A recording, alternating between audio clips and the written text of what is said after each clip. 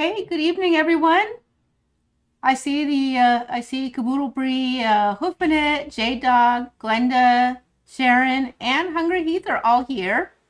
I know more people will be joining us soon.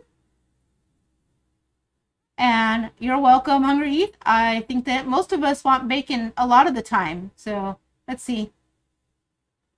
Caboodle Bree is tickled to break away from babysitting the smoker. Just pulled the pork loin roast and have a beef arm roast on there now, finishing out the. Oh, so let the coffee talk begin. Absolutely. Oh, I really want some roast. I might have to go back to the grocery and try and get some before the sale's over, but it's not a nice beef arm roast. It's just I have round. We'll make nice slicing roast. Oh, hi, Ryquin. Ryquin has joined us, just ear hustling, waiting for the Instapot eggs to get done. At least those are really fast. Hey, the Warden, thanks for joining us. Happy Sunday to everybody. And Gigi's here. Good evening.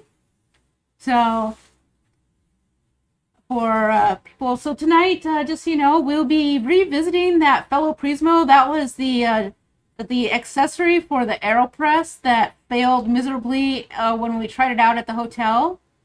I spent some time talking with the manufacturers of the fellow Prismo, and we've come to a sort of kind of some advice. So we're gonna try that out tonight. I didn't test it yet, so we'll see. But they swear that it will be the fix until they can send me the actual solution, and we'll go over that in a little bit. So, but first and foremost, I wanted to show you guys a really super cool the super cool snail mail that I got from Sharon. I was so thrilled. First, it came with a super nice printed card with some very touching things written inside. So always with the niceties. I can't tell you how much I love that. It's really, it really uplifts you. So I always try to take some time to make sure that I do things like that once in a while, but it means so much when I get them in the mail too. But even more than that, we got these awesome things embroidered by Sharon. It's a nice little electrolyte holder, and as you can see, she got the Radical Geek logo on it, and wow, that's just like spectacular. I am not the best sewer, and the embroidery machines are a complete mystery to me. I'm blown away by the talent. It's like I can't believe it, and it's just like it's super cool, and it'll be great because actually this will fit in my cycling jersey pocket, which means when I throw the electrolytes in there, they can be protected and not getting gross and extra sweaty in my pocket. I don't know, though. It might be too nice for that. I might have to just tuck it into my little pouch. We'll see. I'm undecided. The other thing that is in here is this awesome koozie, which also has the logo. And then on the other side, Sharon put my name. Like, how freaking awesome is that? And then I'll show you the super, super cool thing about this. Let me reach over here. You guys, it's sized for the Ninja Creamy pint. So my paws will be protected while I'm eating my ice cream, which, if you didn't know, I have Raynaud's, which is sometimes irritated by the cold. And so this will protect my fingers and prevent from that cold activated outbreaks, which sometimes does happen when I'm eating ice cream if I'm like sitting on the couch. So Sharon, wow, really talented and also super functional. I can't thank you enough. It was really just awesome when I got it in the mail, and I didn't wait to open it on camera. I ripped it open right away, so I already knew what it was when I showed you guys, but I was super excited and didn't use them before we came on the live stream. So I just was super like excited to share it. It was so thoughtful and also so talented. That is really nice, and the embroidery is really spectacular. It doesn't have, I'm a crafty nerd, so I can tell you, like, it doesn't have bleed over or little snag threads. It's just absolutely pristine. So really, wow. Again, I'm blown away, and thank you, Sharon. It's just spectacular. So there's that. Let me find a spot to set it down. Oops. For my creamy lid. I will. I will definitely 100% enjoy it. It was perfect for me. So yeah, thank you. Really, really nice. So with that, again, thanks. So the other thing we'll get started and rolling here is tonight I'm going to make a savory chaffle and a poached egg. And I tested it to make sure I could get it done in my little ramen pot, because initially I was like, boy, that's awfully tight space. And I'm just one of those spread things out kind of people. So I wanted to make sure my test was great. So, cross your fingers, because poached eggs can once in a while go weird, but I've had them down pretty good for a while. But let's make the chaffle base first, because that will be the critical piece. Let me just move this little plate here. We'll use that later. And the chaffle will be easy, and we'll only make one. It has enough batter for 4, but I thoughtfully brought the lid down so I could save the batter and finish them off at my convenience. So what I have here is a 1/2 cup of mozzarella. Oh, there it is. It's like, oh no, I forgot the bacon. 2 tablespoons of crumbled up bacon. And you can use any kind of bacon you like. You can use a little more. You can use a little less. I wouldn't use a ton more, but you can use more. It's up to you. The nice thing about chaffles is they're very flexible. So I'm just double checking here that there's nothing specific in the comments. Nope. Oh, by the way, I don't know if I have a moderator. I believe Attila is on somewhere and moderating. But Sharon, if you have a sales link or an Etsy or something like that, or a business that you promote where you sell these awesome things, you can. Oh, and Air Frying Auntie is here, so you can pop that over to Air Frying Auntie, and she can post it in the chat here for people. Or you can send it to me, and I can put it in the description later. Whatever is your preference. And if you don't, well, I get that too, because, sometimes I just craft and give stuff because, well, otherwise I would have like 9,000 crochet blankets. So, up to you. Hey, OP, welcome. Thanks for joining us tonight. So, yeah, my 2 tablespoons of bacon, and I have 1 egg, a large egg. It does need to be a good size. There's my spatula. And then, really, again, it's very simple. 1/2 teaspoon of baking powder.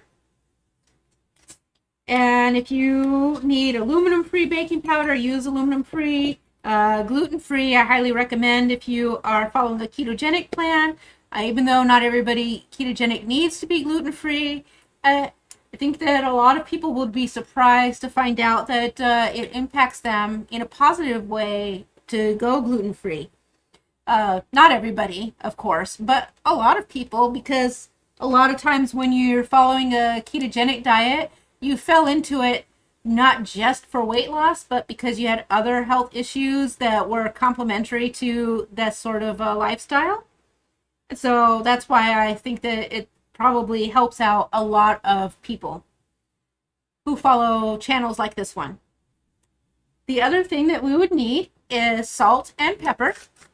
And I know I say, like, it's salt to taste, and usually about 1/2 teaspoon, but I'll be honest, I just grind into my grinder and dump it in there. It could be a little more. It's usually not less. I like things to be kind of extra salty, but, about that much. And the same thing for the pepper. Oh, Sharon says that she's working on switching her business from Hawaii to Ohio. So once everything's up and running, she'll let us know. Awesome. That's super cool. By the way, I will definitely, we can talk about that once you're all situated. I have some other ideas that might help you out as well, being that I'm here in Columbus. So let's see. What else we got going on? Oh, and Air Fry Nanny says that she's doing double duty. A friend is paying her to take his ideas and make a somewhat interactive vision board. Oh, vision boards are so cool. I never quite get mine done. Like, I go to all of these meetups and stuff where we're crafting them together, and I don't know. I just never managed to pull it off. Oh, I made too much pepper while I was chatting, so I won't be using all of that. But I do like it to be a little spicy. I didn't bring any chili flakes, but you could actually put some chili flakes in there. I recommend going with a more smoky one, like a smoked jalapeno or a green chili flake would be really nice in there, especially if you have any of the flat iron pepper or green hatch. Those are really good choices. And I'm missing my pork rind crumbs. 1/4 cup of pork rind crumbs. It looked too moist and I couldn't figure out why. So, and you don't have to use pork rind crumbs. I chose pork rind crumbs because it tastes good, and a lot of you who are my subscribers don't use almond flour or coconut flour, so I wanted to make sure that it was at least part of it that we could use, that anybody could use. So, but a tablespoon or two of almond flour or a tablespoon of coconut flour, they will all work in the same way for making a chaffle. Get this a mix, and when you start mixing, you might think that it is not batter enough because it is very dry, and it kind of is a scoopable thing as opposed to being a batter. I think, actually, I think not the Texas 5 Spice, but you know what would be good is Hungry He's taco seasoning. That would be banging in this. The 5 Spice is good too, but it has I think that to blend with the bacon and the mozzarella cheese that I used. By the way, Gouda cheese is also really nice. I think that it doesn't quite go smoky enough, and it has a slightly tangier taste to it that is better for maybe being sprinkled on top of the egg, but mixed into the chaffle. I don't know. Maybe I'm just full of crap, because that could be true. I haven't tried it. We'll try it some night and find out. But I just want to. So what's going to happen is the egg will blend in with the pork crumbs, and it sort of gets. It all gets. Oh, let me see. Is Renee here yet? Hi, exchange student 2. Good to see you. Oh, let's see. Well, I'm just going to say it. It gets moist. I feel bad that I'm using the word that bothers Renee all the time, but it's the only correct word.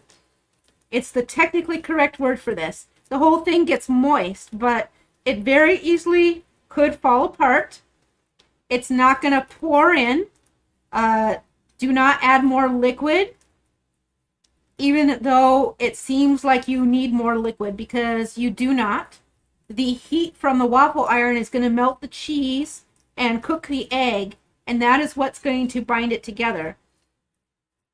And as I said, I'm using a mini dash, and with the mini dash, this will make 4 chaffles. Small. They don't necessarily fill up the entire dash. They do if I use the regular waffle. I like the honeycomb one, which is what I've got here. Let's see. Oh, and Blue Dove says, I guess you can't use pork panko if you keep kosher, but maybe none of us do. Right, there are plenty of reasons to not use pork panko if you don't want to. Like I said, that's where you could use the coconut flour or the almond flour. You just need a little binder of some sort in there. You actually could use a multitude of things. Some people add also, in addition, a little a bit of xanthan gum to their chaffles. I did not find that to be something that helped my chaffles. And for some reason, though, I find that I don't like gums in a lot of my foods, so that's probably a personal preference. So, anyways, so as you can see, I'm just going to take this and show you. It's completely dry. You could actually even just throw this right in the oven and bake it. I don't recommend that. It would probably get a little stuck, but I just mushed it down so you could see. I'm going to divide the batter into 4. You know, if you need to be like super careful, you could weigh out your 4 portions, but let me stick that blob back on there, show you. That's the consistency. So you can see it's not really holding, it's not liquidy. It's never, ever going to work in one of those big waffle irons that you pour in through the top. It does not work. It won't work. It's not designed to work that way. It has to be on something that you can set it onto a griddle type device. I lost my napkin. Just hang tight with me a second. There it is. All right. So you take your chaffle mix and you've got your heated up chaffle iron or mini dash waffler. And I believe that the live stream software filters out that sizzle, but it makes a hot sizzle. And I just kind of push it around a little bit to get it in the crevices. You don't have to do a lot of that because it'll spread some more once you squish it down. And that is it for the chaffle. Excuse me, there's my towel. I keep dropping it because I set it on my lap and then I am moving around and wiggling. So that's it for that. I will set this batter aside and cook the rest off probably after the live stream. I have to get up and get over there. Bear with me just a minute, folks. Let's see.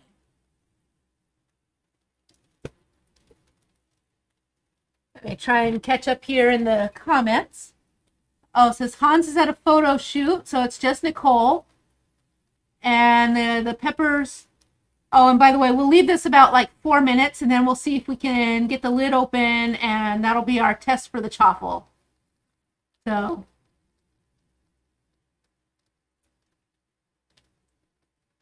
And then Air Fryer Nanny says, well, that we will like this. They're making a somewhat popped up photo of a Pro Boss grill smoker. So when you lift the lid on one side, it will have a pop-up flames on the other side for smoke. Oh, that sounds really cool. And then Blue Dub confirms you don't want to describe a chaffle as damp.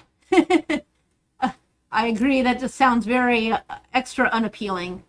And then J-Dog mentions that a basic chaffle is just egg and mozzarella. Yes, and we're going to talk about that in a minute or so.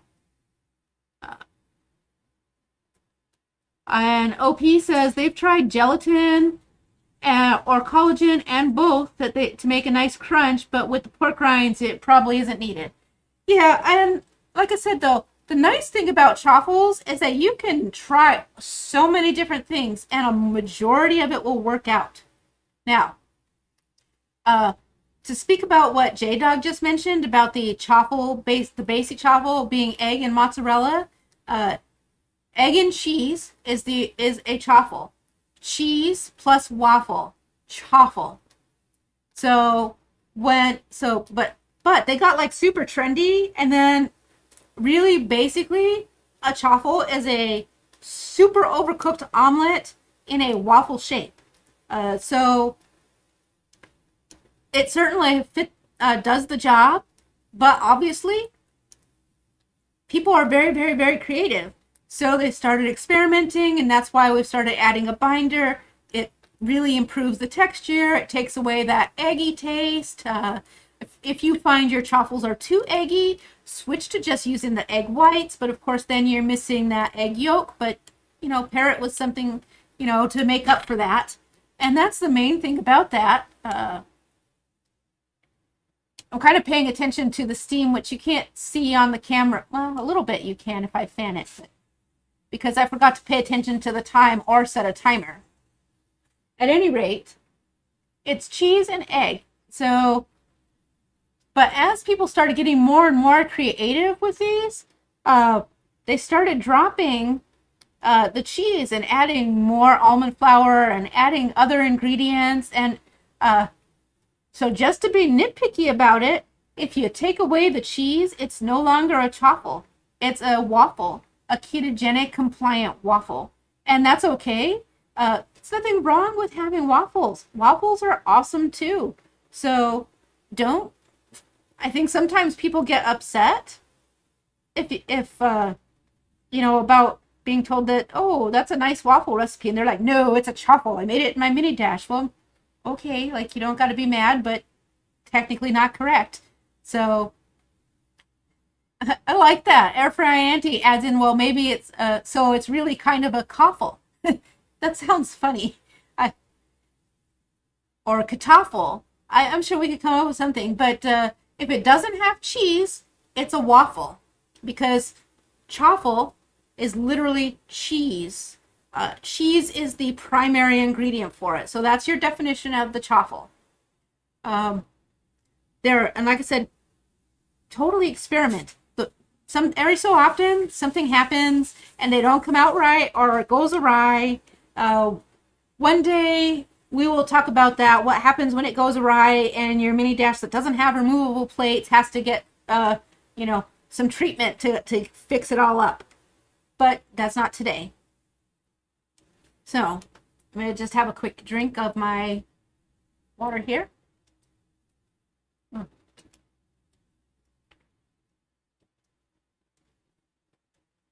So let's see. Oh, and Cool Kid Keto is mentioning that they are not making the Orlando cruise in response to J-Dog, but that they are going to make the 2023 cruise out of Galveston and at least one day of KetoCon in Austin. I'm so jealous. I'd love to go all the way to some of the larger KetoCons, but I've got too much on my plate and I just cannot do it. Oh, and J-Dog says he agrees no cheese is not a chaffle. And like I said, that doesn't mean anything bad. It's not bad to not be a chaffle. Waffles are awesome. And Reichman says they're back, that they've got their eggs in an ice bath and it's drying and ready to go in the fridge. Chaffle. Oh, and Reichman says that chaffles are good when they are hot, but they don't like them once they're cold. I do like to reheat them if I have extras in the fridge. But as you can see, like I said, I made one tonight and then I just saved my batter. I'll probably scoop it. Actually, I tested the recipe too, and I thought other people would toast up and eat the chaffles, but I didn't say anything, so I don't think people realize that they're in the fridge drawer. Or possibly they're being polite and not eating my food. But so we'll have chaffles that are going to be handy for the next couple days, but they're small ones. So they're not going to be buns. They're good platforms for things like eggs or a smear of cream cheese or things like that. And Cool Kid Keto says they mixed some crumbled bacon in their chaffle batter yesterday. Caboodle Bry says they once they're cold that he puts them in the toaster, and it's the only thing that the toaster gets used for anymore.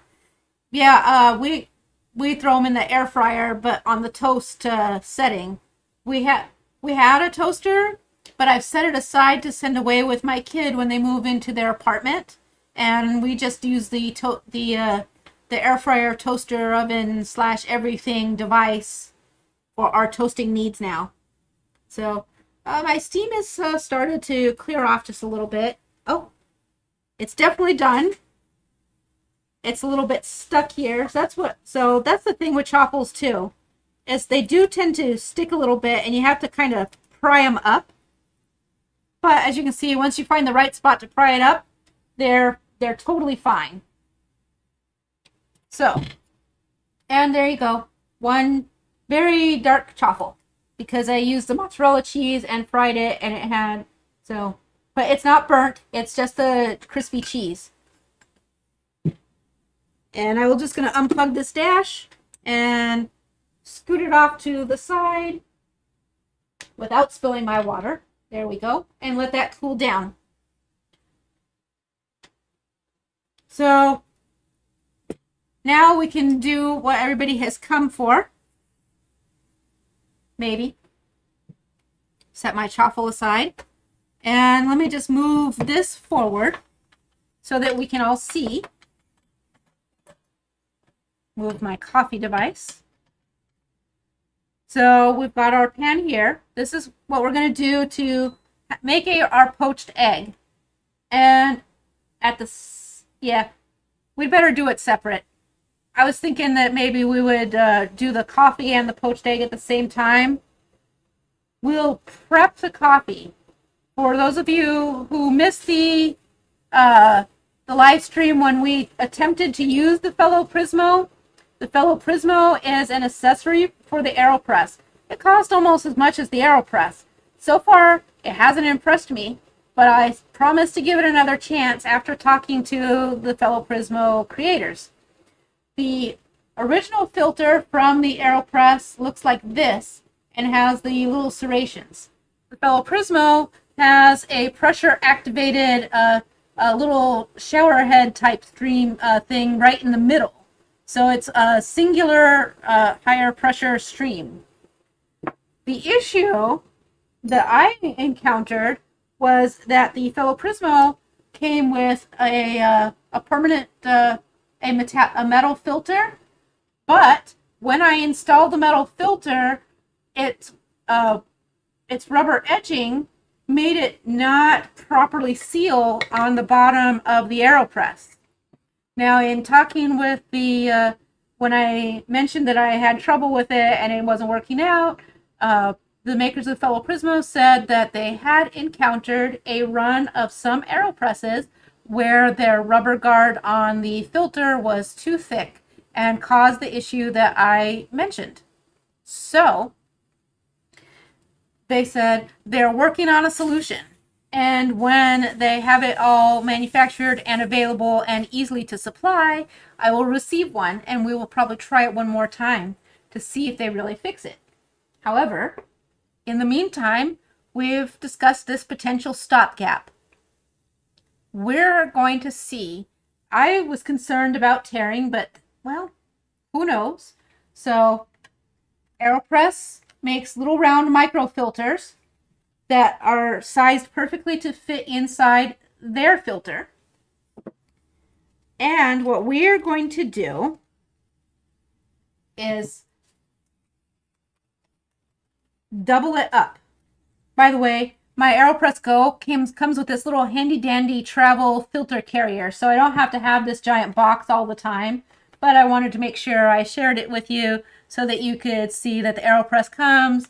It's a huge packet. It's 350, so they last quite some time, especially if you don't use your AeroPress every day. I like to use my AeroPress frequently, but it's not every day.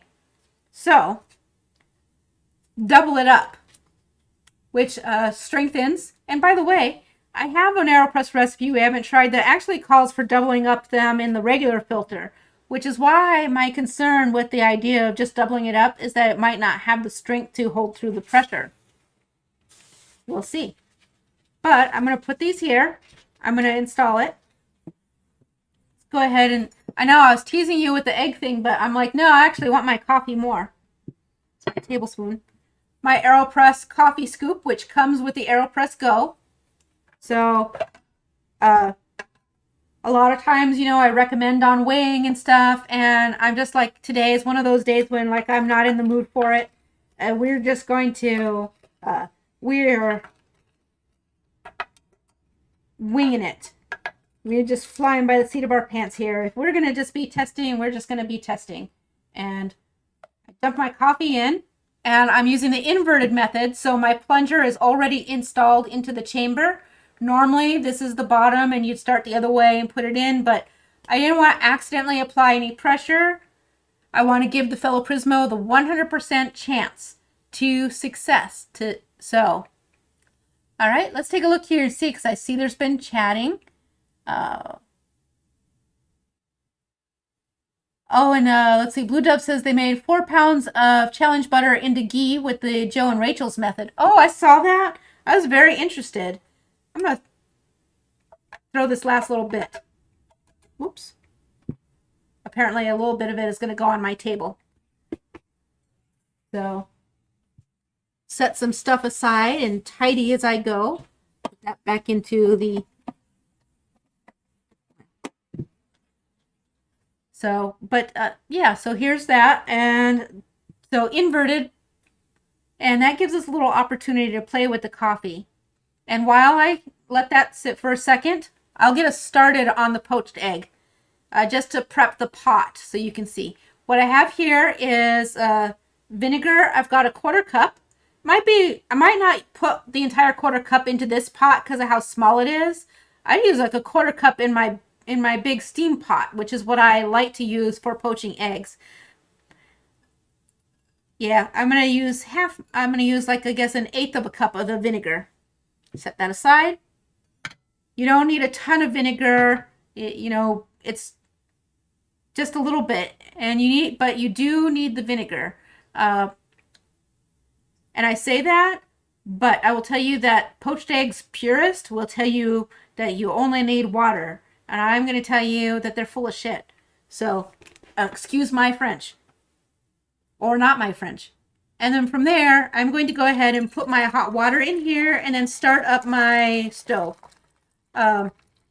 You don't have to heat the water ahead of time. You can bring it to a boil, but we're on a live stream, so I'm more about feeling efficient. The water does not need to be boiling in the pot, but it should be brought up to a nice little, a light, soft simmer. So that's what we're going to be looking for here. And right now it's got a good steam going. It'll be simmering pretty quick. So while we're waiting for that, let me go ahead and put water into the AeroPress. Whoops, just the timer. And as you might recall, there are numbers on the side of the AeroPress that tell you where to fill it to, but I usually would like to weigh, but in this case tonight, that's not my plan. I'm planning to Americano this because it's just my mood. My grind was espresso grind because I thought that would be good for espresso-like. And if we're going for pressure and all of that jazz, hey, I'm going the whole 9 yards. We're going all in. This thing's going to have every chance it can possibly have to succeed. And as you can see, it fit right on. It's good and snug. It's installed the way it's supposed to be. And we'll just double test it. I will say, I'll take it off. And it is also coming off as it should. So I was just double checking that. The other thing that the AeroPress Go comes with is your little stir stick. And we'll give that a little stir to agitate our coffee. As you know, I love to give them a stir. 2 stirs to each direction, which actually brings up a nice little crema, and it also encourages the fines to settle and helps reduce the silt in your brew, although you shouldn't get any silt in the AeroPress. So now we can set that aside to brew. I'm getting a couple little bubbles in my water, which means it's time. And here's what we're doing. I'm getting ahead of myself. Here's what we're doing. We're breaking our egg into a little cup. Don't try to break your egg directly into the pot of water. It's too much. That will lead to accidental breakage far too often. So, all right, now here's the important part. And there will be plenty of people who tell you you don't have to do this. I will tell you it makes the poached egg form up and solidify the egg whites much faster and much more efficiently and prevents accidental spread. So you want to give it a nice good stir to get like a little vortex and to disperse the vinegar 100%. And we'll talk about this in just a minute too, in some more detail about poached eggs. That was where I got my nerdy stuff for you tonight. So I've got a good little tornado going in there. Just going to pull this out and pour the egg in. And I did get a little spread, but not a ton. And you can see that it's coming together. If it goes all light and feathery, it's not right. So now all you need is about 4 minutes. Sometimes it's 3. You keep an eye on it. I have like a little pasta scoop. I double check to make sure it's not settling on the bottom, which the vinegar should also help prevent. And that is it for your poached egg. Let it be. It'll cook. We'll wait for 4 minutes. Double checking. So at 7:09, we will be pulling our poached egg out. Now, you might be able to see, I'm not sure, I can't just take it off the heat for you guys, I'm sorry, that it looks like some of the whites have separated, but it's actually only a column of it has come up, and it is all staying in one place in the water. It's not separating, it's not getting floaty, it's not spreading throughout the water. It's all come together and into one solidified piece. So, I need another sip here. We'll take a look at comments as soon as I'm done with that. It's getting too bubbly, so I'm going to turn the flame down.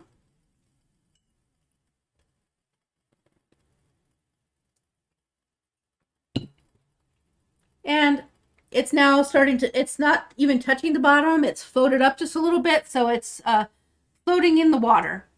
And the reason it's doing that is because that little pouch is built from the egg white.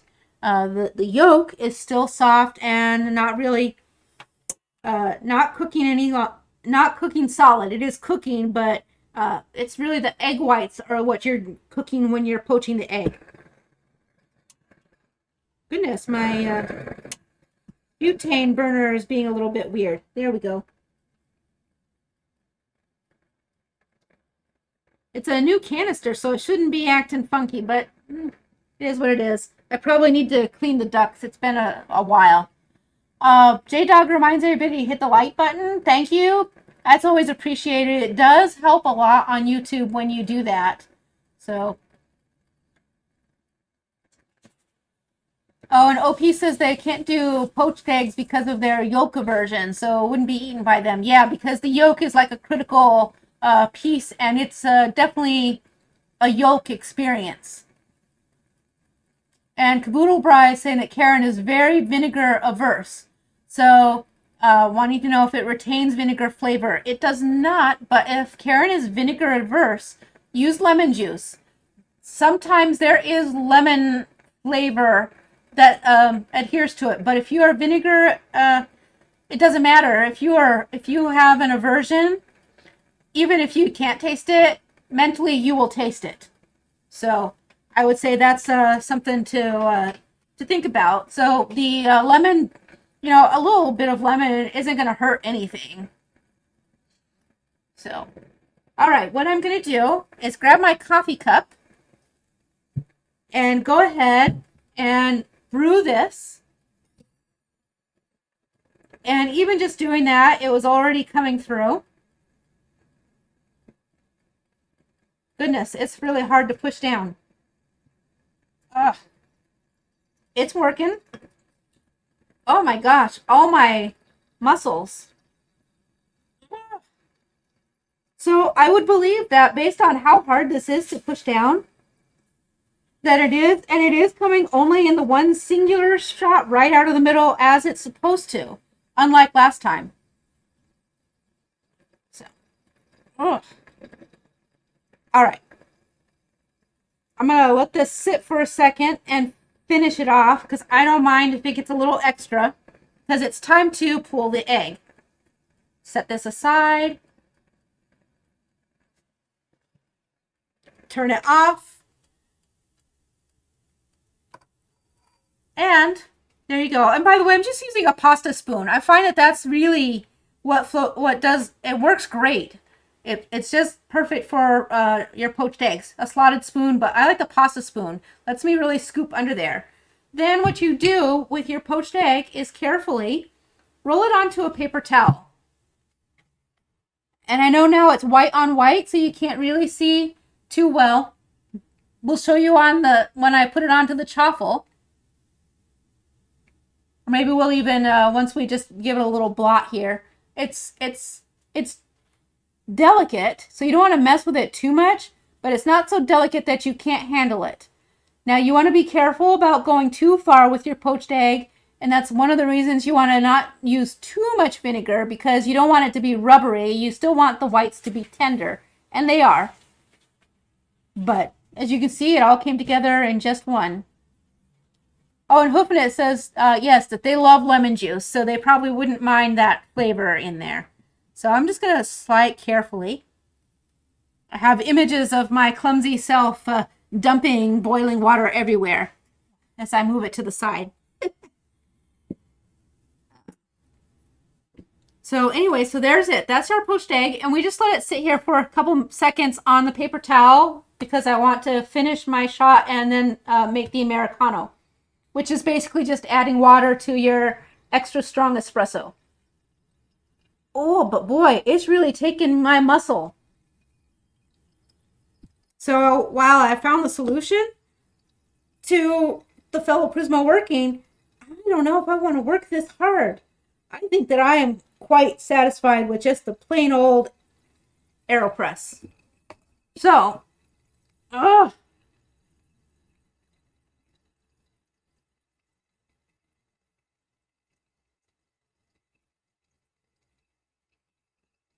So, all right, let's see.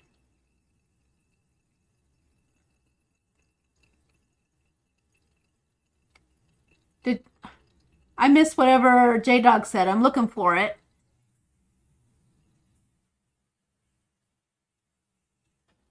Oh, and Raikkonen says that you could poach just the egg whites, OP. I've never done just the egg whites. I don't know how, I don't know if it would work. So, and Air Frying Auntie says they might like the poached egg. They like over easy if the yolk is runny, but the whites are not. Yeah, and so you'll just have to be careful and experiment to find the time that you like. You guys, oh, I'm like not tough. Oh, and J-Dog says he's never used vinegar making poached eggs. All right, fine, I take it back. I knew there had to be someone, but for people who are new to poaching eggs, the vinegar brings everything together and solidifies the white. So you're less prone to poached egg failure. You could also add some salt in there. I didn't add salt because I'm going to put salt on my egg and I just didn't feel like it. You guys, ugh, I can't plunge this. It's so hard. I'm going to have to stand up. There we go. Goodness. So I'm still going to say I don't recommend this fellow Prismo because I should not have to work this hard for my coffee. And I think that we know by now that I'm willing to put in quite a lot of effort on coffee. Ugh, goodness. Whew. Give it a break. But it is making an awfully nice little shot down there. So there is that. So it's not without its merits, but it just feels too hard. I will say, though, that their solution worked, and it did fix the issue I had. It's just way harder than I want it to be. And I'm not thrilled with that. But, there we go. Fini. My gosh, that was a lot of work. Oh, my arm, which was sore from my little bike accident. So... fellow Prismo, the coffee that you work for. So, but I will tell you, wow, it looks great. So, you know, maybe before I Americanoize it, we'll let it sit for a second and then I'll taste it straight up. And in the meantime, I'm going to show you, I'm going to go ahead and tell you about this poached egg. So when you poach eggs, it's a little soft, so, but there's these tails that stay on the egg. When you get like those nice perfect ones in restaurants, they trim that off. Careful not to bust it. And then, and that's why it looks like a perfect little round sphere.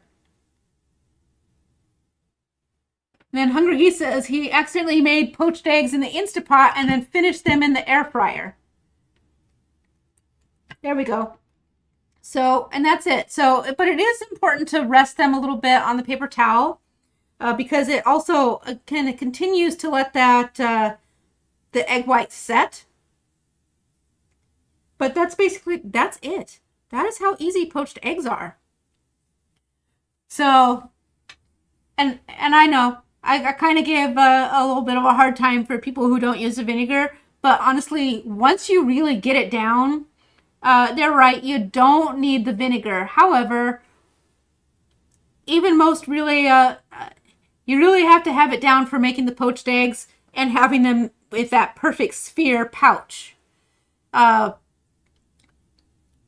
figure if it's good enough for some famous chefs like, Richard Blais or Gordon Ramsay, they put a little splash of vinegar in there, then it's good enough for me, and I don't mind that. So, at any rate, that's it for your poached egg. I'll go ahead and cut it here so you can, well, let me hold the whole dish up. There you go.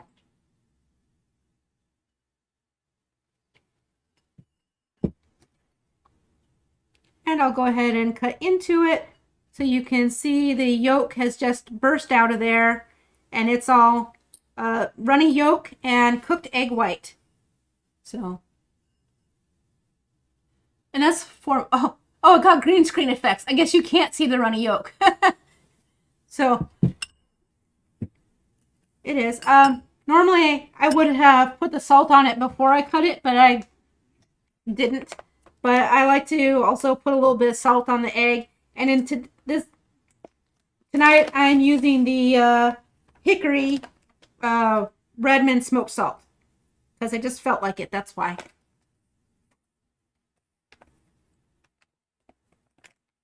Oh, and Hungry, he says he was trying to make hard-boiled eggs, but he punched the wrong button and only steamed them. Well, that would do it. Let's see. Oh, and OP says it works almost like the spherification that we do with the noodle recipe with the swirling water. Yes, that's a really good way to describe it.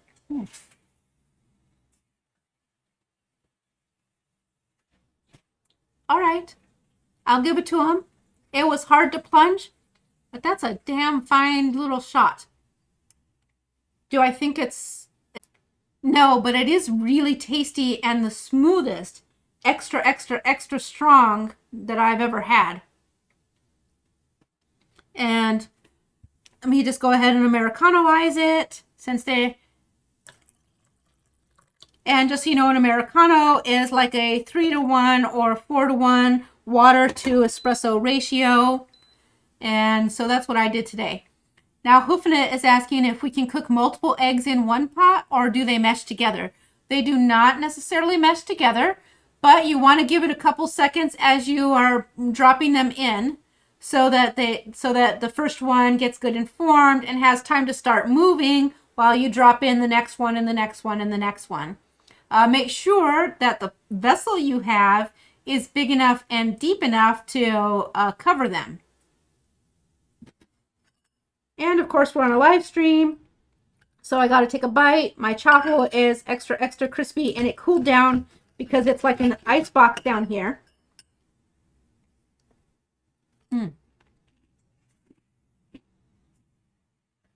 Oh, it's perfection.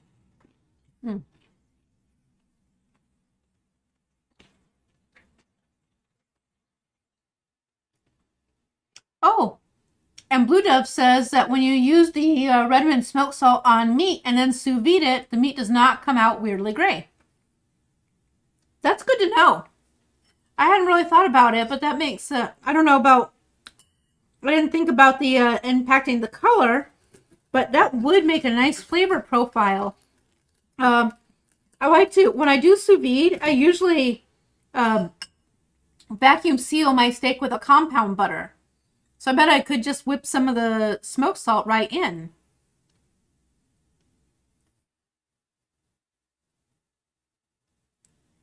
And J-Dog agrees with me that this was a lot of effort for the coffee. Boy, it was so hard to plunge. But I will say it is very good. I'm going to take another bite.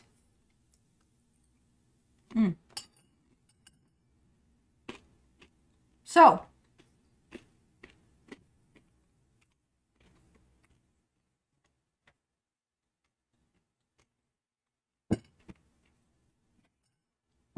I should use my actual napkin, not my cooking towel for wiping my mouth, but whatever. So anyways, about the poached eggs. So the first record of the poached eggs that we got that we can trace back is to like the mid 1800s, like 1850, 1860-ish. And it has French origins. But we don't have a name attached to that, just when it first sort of started showing up. That doesn't mean it didn't exist before then, but it does mean it's the first time that people really started talking about them. And it uses the French word, I'm not sure how to say it because I don't speak French, but Poached Egg, I believe. I could be wrong. Maybe I'm just saying it bougie because, you know, French always sounds that extra fancy and beautiful. So, but what that means is pouch.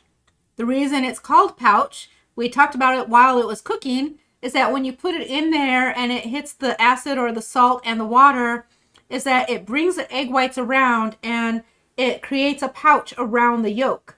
And that's why the egg whites cook faster and the yolk stays nice and mushy inside. Now, if you leave it too long, or you have the water turned up too high and boiling, your egg yolks will go solid. So, yeah, you do have to keep mindful of that. 3 minutes is usually good, but sometimes it will leave a little bit of runny white, which could be an issue for some people. But you got to find that balance between where your yolk stays runny enough for your liking and your egg whites are cooked completely. The egg white is called the albumin. It's made up of the albumin and water. So you see sometimes when you have like egg separators and you're separating the egg yolk and the egg white, and they tell you to do that for a lot of different things. When you do that separating, you can see like there's a thin watery bit of the egg white and then the part that's more globular, for lack of better words. That's what that is. That's the albumin, the egg white. Your water plus the actual egg.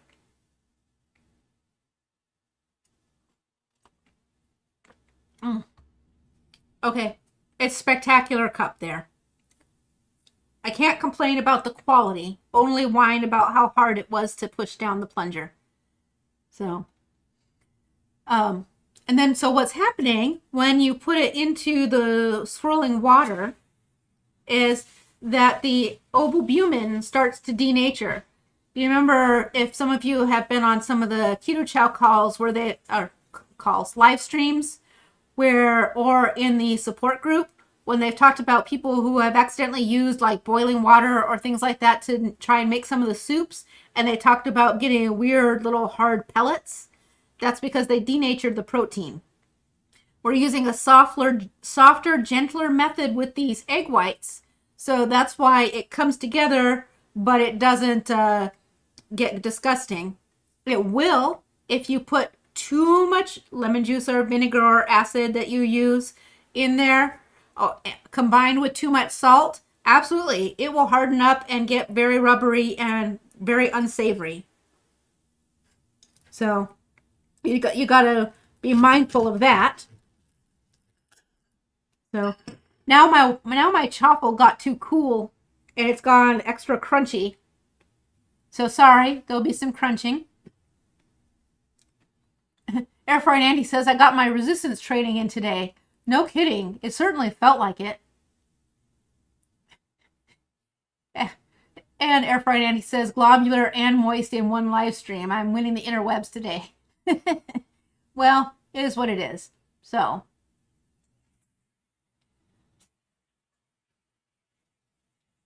And Sharon is laughing, so that's good. So that's everything for the poached egg. So, and I know what I said, and I was a little mean about not using the vinegar, but really, once you get it down, you might find that you need less and less and less until you need none. But if you just line to be quick, easy, and have quick, easy success, use your acid in there. It'll be great.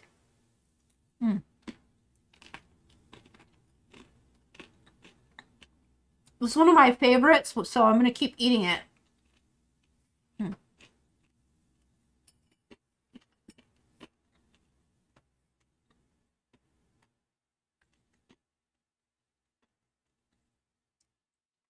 The coffee is so good enough that I want to cleanse my palate before I go back into it so I can truly enjoy it. It is, again, I reiterate, a damn fine cup of coffee. I'm going to say it's on par with the regular AeroPress, though, not better, which therefore negates how much effort it was.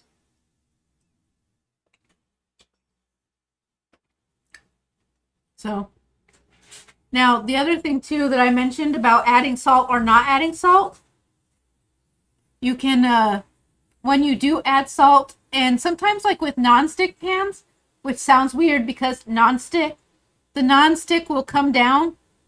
It will actually stick. But so if you're using a non-stick pot, you add the salt in there because that will prevent the egg white from catching at the bottom and doing that little bit of sticking.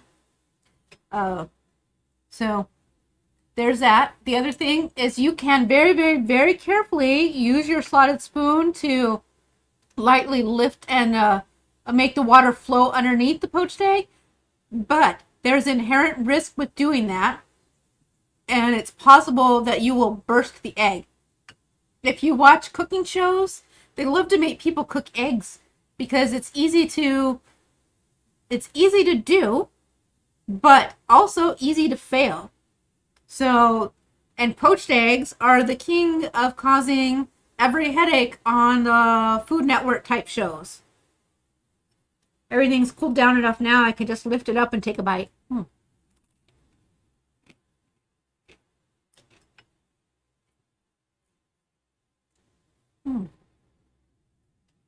So anyways, with the chaffle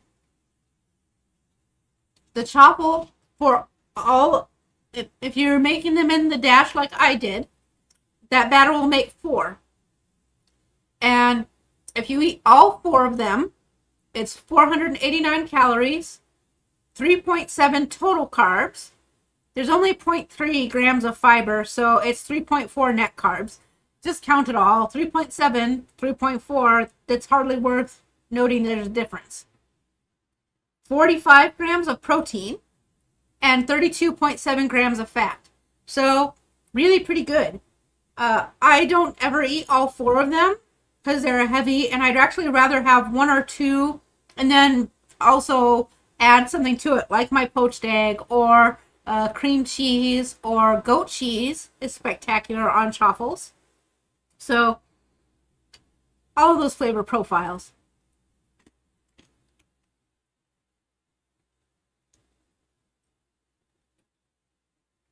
So, next week, I'm doing an herbal infusion. And I can't remember if I put a recipe in there or not. But I'm open for suggestions, ideas, and plans because you all are quiet again. So I'm going to point my finger on the spot to get you guys chatting with me in there. And so good.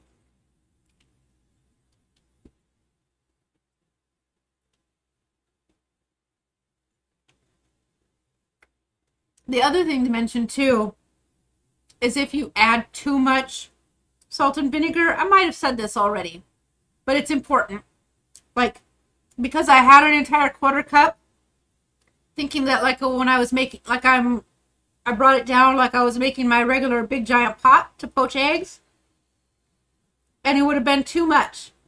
if you put too much in, it can get not only rubbery, but weirdly like a mealy sort of texture. It's really unpleasant. And you run into that a lot in restaurants.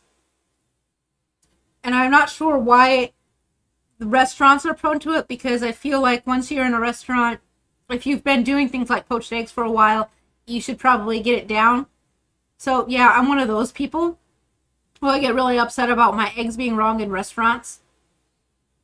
But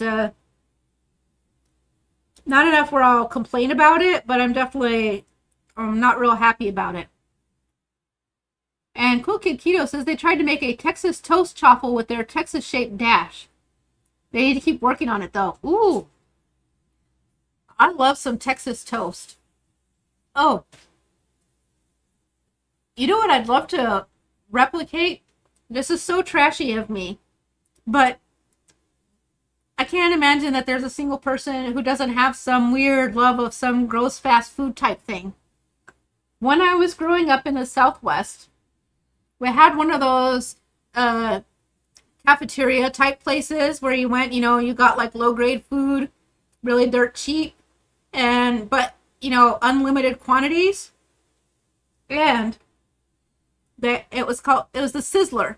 So, and I tell you, we ate there like every other month while I was in university, because we would have a party, and after we had the party, we would scrape up all the monies that we had left from people throwing it into the kitty, or having lost it in the yard, things like that, and we would go out to eat. And you would eat and eat and eat and eat and eat until you felt kind of sick, and then you would sit there for a little while longer, and then you would eat some more. So, starving grad students. But it was the Sizzler, and they had Texas toast, but it was cheesy Texas toast, but I swear there wasn't actually any real cheese on there. Oh, it's cool, J-Dog. I'm sorry if I was too mean about it, but I also was mostly just being sassy anyways. But J-Dog says they haven't had any bad issues with the vinegar versus no vinegar, so that's awesome. Oh, and Sharon says her husband worked at a Sizzler when he was in high school. Well, then ask him what was on that weird toast, because it was weirdly tasty. Their cheese, which was not cheese, but it really... Honestly, I wonder if it was like that fake popcorn cheesy stuff. The powder. I don't know. But it was really good. And I could eat a ton of that. And I'd like to replicate that in a chaffle. Here in Ohio, the Texas toast is very plain. And I don't understand that. I'm like, wow, where's the butter? And all of the stuff that goes on this. But, okay. Oh, Blue Dove says they're a complainer, but polite complaining. They don't get a chance to fix it and show off good customer service if you just eat the mistake miserably. Oh, I agree with that. And Air Fry Nanny says they also remember the Sizzler cheese bread. I don't know why, but it was really delicious. And then Hungry He says back in high school, he would hit up the Waffle House for their AYCE and play cards while we stuff our faces. Huh. Where I grew up, I hadn't heard of Waffle House until I was about to graduate high school. And at that point in time, we got a Waffle House. And I kid you not, it was because my mom opened it. So she had a Waffle House. And it didn't last very long. So, not because of any reason other than she didn't want to keep running it after a few years, which, well, after you age for a while, you don't want to do stuff, and there was no one else in the town to take over. So, yeah. So I grew up in the only town where a Waffle House could not really succeed. Oh, he says it was Happy Steak, not Sizzler. Bummer. So I don't have any Waffle House in my area that I've experienced that has had an all-you-can-eat.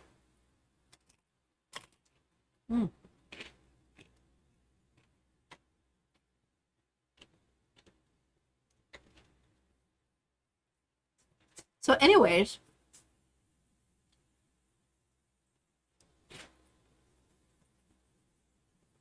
so since pandemic, we haven't been to any buffets. What about you guys? Have you seen how they are now? I found that I have been doing so much better with my food at home that I have no desire to go back, and I find like thinking about the foods that I ate at them are no longer good enough for me. Even though I eat some pretty crazy stuff. I mean, as evidenced by this live stream, you know, I'll eat all the crazy things that I'm asked to eat just to experiment and make something tasty. But I have zero desire to go back to like the Chinese buffet or the with the stir fry at the hibachi grill or things like that. Like it's not as good as I can make it home. Texas Roadhouse or Texas de Brazil or Fogo de Chao, of course, the exception to the rule. That's meat, and I don't consider it a buffet, even though it is an all-you-can-eat. And you do get up and have to serve yourself at the salad bar. It's kind of a cut above. So it kind of, it's its own, Brazilian steakhouse is its own category. Oh, Blue Dove says they just whisked up a cheese sauce in beef bone broth with some sodium citrate to make it super smooth and creamy. Oh my God, that sounds amazing. I'm going to have to think about that again because I was just talking about going and picking up a couple of those eye around roasts, which would be some really nice sliced roast beef. Ooh, with some of these poached eggs and a cheese sauce on top, that would be incredible. So let's see. Oh, and Cool Kid Tito says the pandemic took out sweet tomatoes and they used to like that place. I don't know that I've ever been to one of those, so, you know, interesting. Caboodle Bry says the cursory interweb search seems to be a mix of paprika, garlic powder with softened butter, and Parmesan for the Sizzler cheese toast. Interesting. Oh, thanks for Googling it for me. I don't know why I didn't think about that. Okay, well, that does make sense because I did say powdery stuff, but okay, so it's the Parmesan cheese. I don't know. But of course, you know what? We're talking a lot of years, more than 30, so what does my memory know about the taste? So, and the warden says they made their cup of coffee using Bone's White Russian flavor. It was a sample bag. Oh, how was it? I find myself having such hit or miss experience with Bone's coffees that I hesitate to try a lot of new flavors with them. I'll probably order the carrot cake again because I liked it, but most of the other flavors I didn't care for. And honestly, even if I did care for them, I really, the holy cannoli turned me off so bad. Oh gosh, I don't know why, but it was just, the way it hit my palate, and I saw other people raving about it, so I know it was specific to my palate. I had no can do. It tasted like vomit, and so there's something in there that my taste buds just said heck no to. So, but I know that, other people in the house tried it and liked it just fine, and it was just me.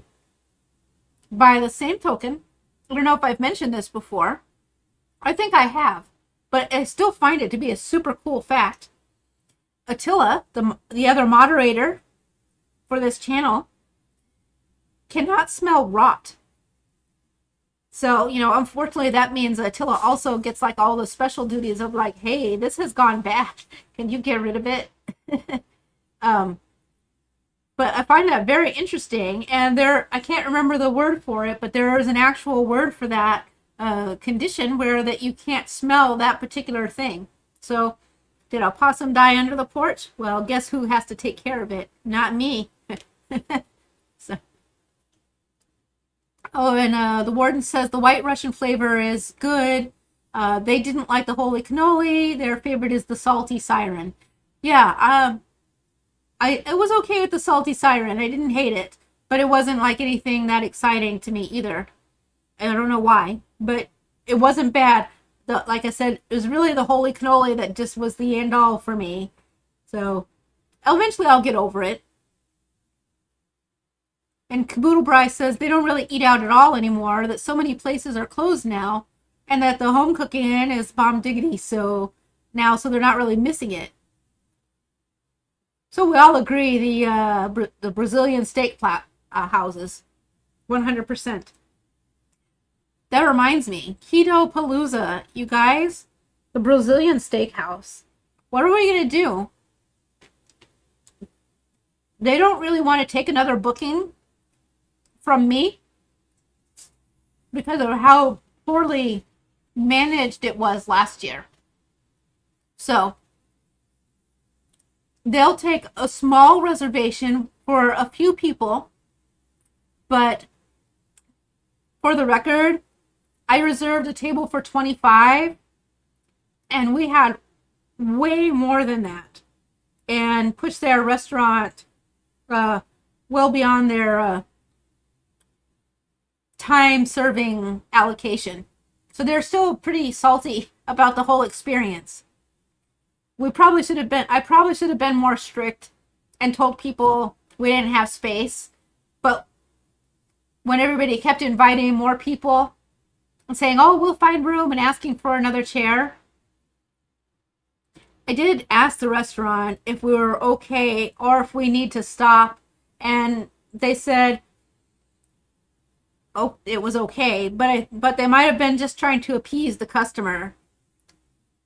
I did have some thoughts about it. A Hungry Heat says he'll book it next year. I don't know when we want to go either, but we'll get together and talk about it at some point. Oh, J-Dog doesn't have time for KPL 2022. Bummer. But you are going on the cruise, so that's going to be amazing.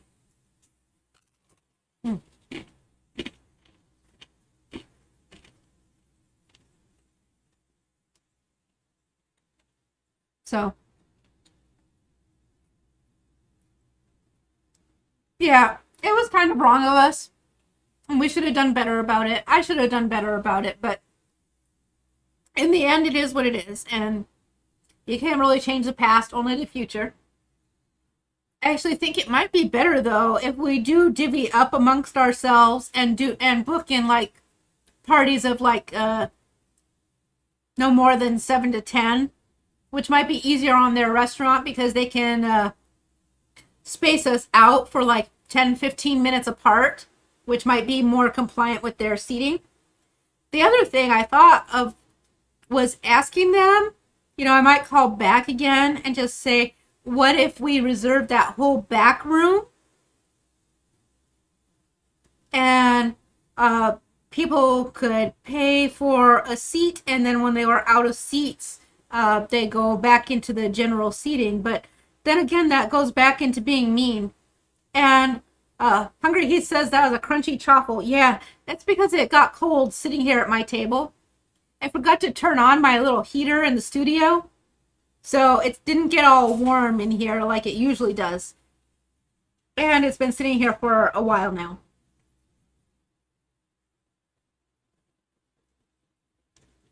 So I hope you guys are ready for some awesome tea next week too. So I've got some special herbal teas to share from a local company here, so I'm super excited about it.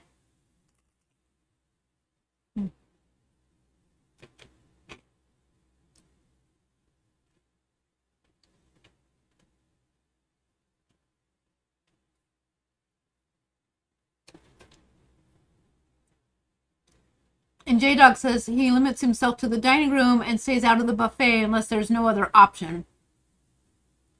And the warden agrees they prefer the dining room.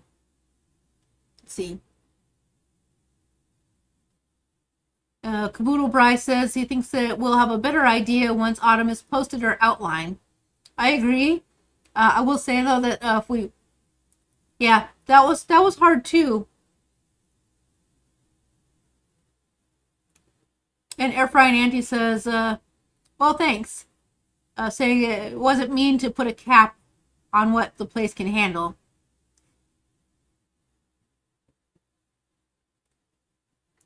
Well, I mean, it is one thing. Hungry, he says, bringing them all the business. It is one thing to bring them all the business, but if they don't have the appropriate planning for it, and it meant that we worked their staff and they had to keep a couple people over, and we did induce quite a bit of chaos when people would be shouting, "Oh, hey, they're from our convention, come on over and sit at the table." It probably wasn't the best behavior as well. So it's both ways. So but anyway, so and I think we agree putting a reservation cap on the amount of people is acceptable. Yeah, we just need to know it we just need to do we need to make our commitment and adhere to it. But I think overall, though, I did think the food was pretty good. And so I definitely want to go back there while I'm in town. Let's see. And J-Dog makes some good points that being in the dining room helps out with having some self-control with not overeating, etc., etc. And then Hungry Heath agrees that we were a little bit wild. Just a smidge. I mean, we do have some outgoing personalities. And more than average share of extroverts. Which is not a bad thing, but it does increase the volume. So. And the warden says they are so ready for the cruise. I am so jealous because I'm not going on the cruise, but I would like to. I'm hoping to make the one in 2023. But if I'm honest, it's kind of a large chunk of money. And I have to think about the other conventions because I will need to go to Gen Con in 2023. I'm possibly skipping it this year, which kind of hurts. And if I don't, I'm going to probably be driving up Friday night and camping and going to the convention on Saturday and then coming home. Not doing the full convention. And I need to do the full convention to make sure that I can properly network for OhioCon, where I have some actual official duties that need to be taken care of, where it would be highly beneficial to be at Gen Con. So we'll see.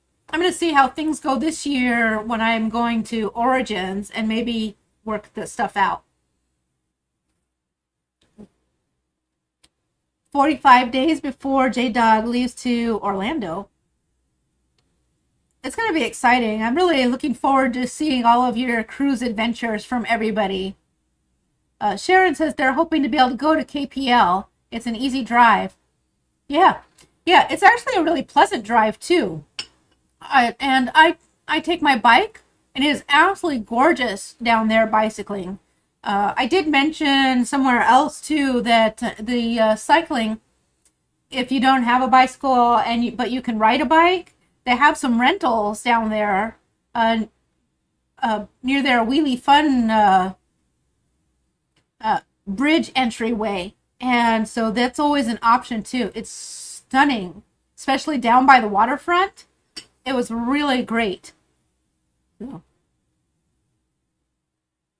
So that's really nice. I really love it, and I don't mind going to Louisville. Also, my biological brother lives there in Louisville, and by next year, like last year I was there, but we opted to not get together, which was a little bit emotionally heart-wrenching, but we had a good we had a good conversation.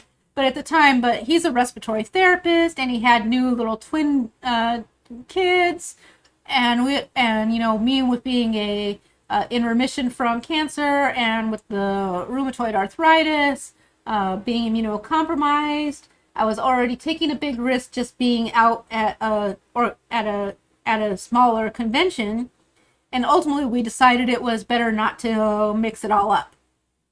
So, yep.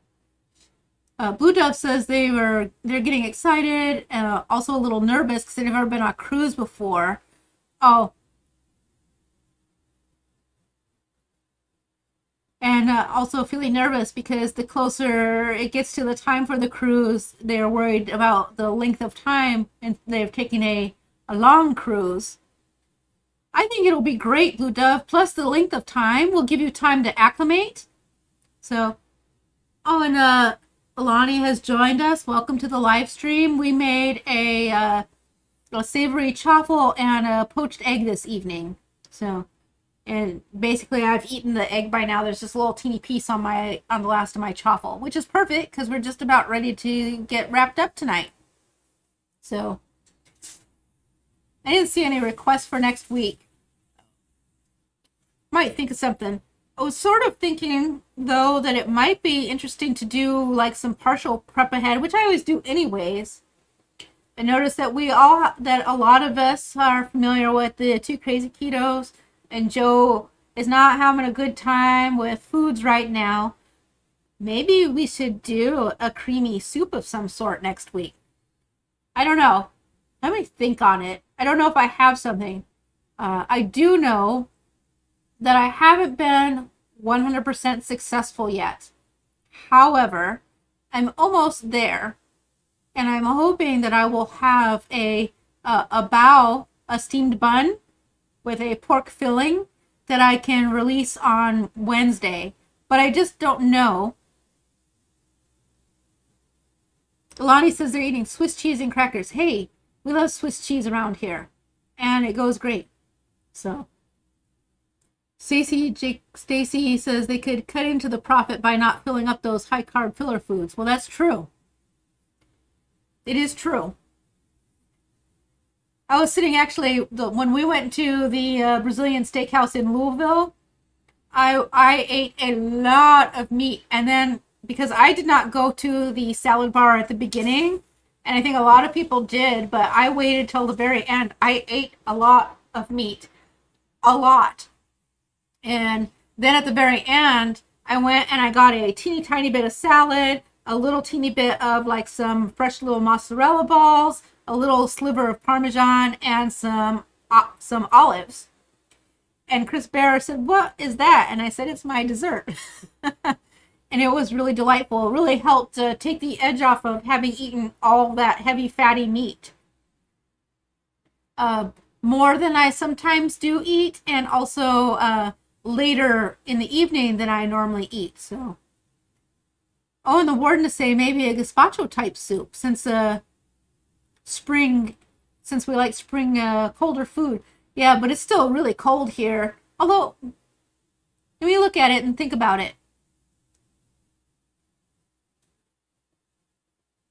Oh, and Alani says the Swiss is their favorite. Stronger the better. Good to know. I'm going to crunch into this last bite, guys. Mm.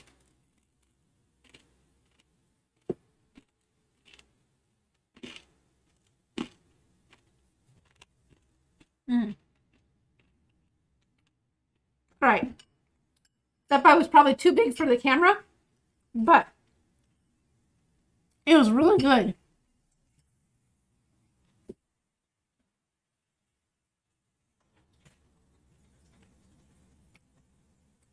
And Blue Dove says that soup sounds like a great plan. That they used to make soups a lot, but not since going to a meat-based diet. And Hoofnit says they skipped the salad bar and was in a meat coma. It was wonderful, and it was their first time at a place like the Brazilian steakhouse. Nice. Oh, the warden says you guys are already in the 80s down there. My gosh. Oh no, it is barely 30 today was like the high, and it's way colder right now. And I think that we need to get our ducts clean because all of a sudden our heating has taken a tank. It's working, but definitely not as efficiently. It's running all the time, and the house is cooler than it usually is. So, and we've already changed the filter, so it's not that. And the HVAC looks fine outside. It is still under warranty because we replaced it a few years ago. So that's fine too, but you can just tell that it's not as efficient as usual. So I think that it, I can't remember if we've ever had our ducts cleaned since we moved into this particular house. So I'm pretty sure that's one thing that just has to get done. And I'm looking forward to that though, because if we do that, it means that the summer, the AC will be more convenient or efficient, not convenient, efficient. And the warden says the AC is back on. They wanted a whole week of no AC or heat. Yes, that would be nice. I like when we get the opportunity to just open the windows. So hopefully, we'll cross our fingers. I was none too pleased to see snow again. Yeah, Sharon, same here. In fact, I actually asked for my side of the bed to get turned on so that it could be extra toasty after I get my get cleaned up, get this mess cleaned up, get the dishes going, get my magnesium. I usually like to take my magnesium upstairs and I drink it while I either go to live streams or watch TV or read books, whatever, and to get ready to doze off to sleep. And so I can tell you, I have a heated mattress pad and it warms up underneath and then also warms up the blankets when I'm not in the bed. So if I preheat it, it is like the most amazing feeling to get into the bed. It is so nice. To reiterate, I have rheumatoid arthritis, and that particular heat combo like just makes everything feel so much better. I love it. And then and Hungry He says that even if I can't go on the cruise next year, that I should maybe try to at least plan a visit and go to a meetup, the MEAT up.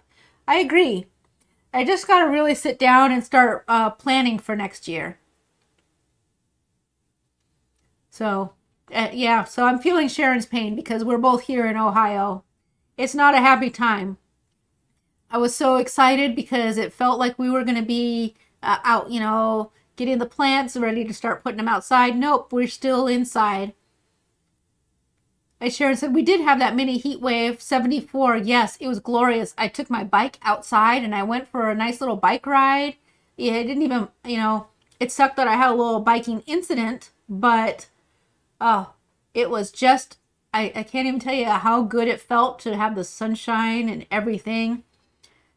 It's also rubbing salt in the wounds, how cold it is, because on my Facebook memories are all the pictures of like being down at the lake and riding the bike outside over here, going over a bridge over here, and all of these awesome outdoorsy things I was doing at this time last year. And now, right now, it just makes it feel extra terrible and like being even more trapped in the house. Like, I just want to get out. So, but it is supposed to warm up again for a little bit during the end of the week. Unfortunately, it's going to be rainy. Just can't win. But we'll see. I don't know if I can stay inside if it's over 70. I might have to just go out in the rain unless it's a real downpour. We'll let you know because I'm having a lot of trouble making myself ride my bike inside. The motivation's just not there. I've been doing other workouts, but especially after I had my little bike accident, I even set my bike back up inside knowing it was going to be snowy, and I just, I don't know. I know I have to, but I'm just like, fine, I'm just going to do this other exercise and this other training because I just want to be out so bad. So, and J Dog sharing, they arrive in about 1:30 a.m. in Orlando, so they might be sleeping in the lobby if the room's not ready. Might double check with the hotel though. Sometimes they can make special arrangements, and if you travel a lot, are you staying at a hotel that you have like any sort of points or account with already? even if you don't have like higher, Spire Elite or whatever, or like with Marriott, we have platinum status, etc. If you have like an account where you get points accumulating already set up, a lot of times they'll be way more accommodating about the odd hours check-in. But if you talk to them now about the fact that you'll be arriving around 1:30, they might let it slide and prep you a room for early check-in. Of course, double check though, because they also might decide that that needs an extra day, and you don't want that. So, anyways, I'm glad I was shooting the breeze with you all, but it is 8 o'clock, which means it's our time to get all cleaned up and head off to bed. I'll be finishing off my coffee though, because it is actually really good. So I guess they win on good coffee and lose on easy use, which quite frankly, the easy use is the best thing about the AeroPress ever. The most amazing coffee ever, and also very easy to use. So I'll talk to you all. I will see you guys, well, maybe not everybody, but many of you on the Two Crazy Ketos Keto on the Couch tomorrow. And that's it. I'll see you guys. Have a good one. Bye-bye. Thanks for coming.